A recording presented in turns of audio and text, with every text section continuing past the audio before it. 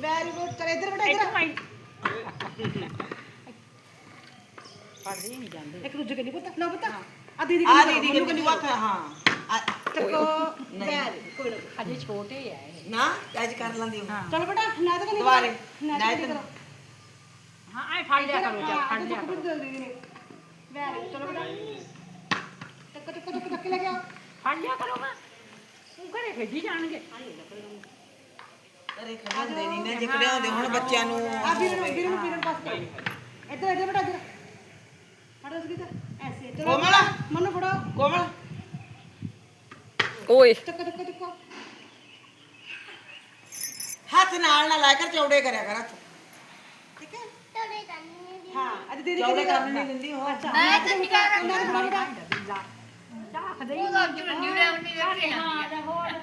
ਘਰੇ ਤਾਂ ਖੇਡੀ ਜਾਂਦੇ ਆ ਚਲੋ ਦੀਦੀ ਕੰਨੇ ਅੱਗੇ ਵਧਾਓ ਰੱਜੇ ਕੱਟ ਦੋ ਵੀਰੇ ਦੁਬਾਰੇ ਬਣਾਵਾਂਗੇ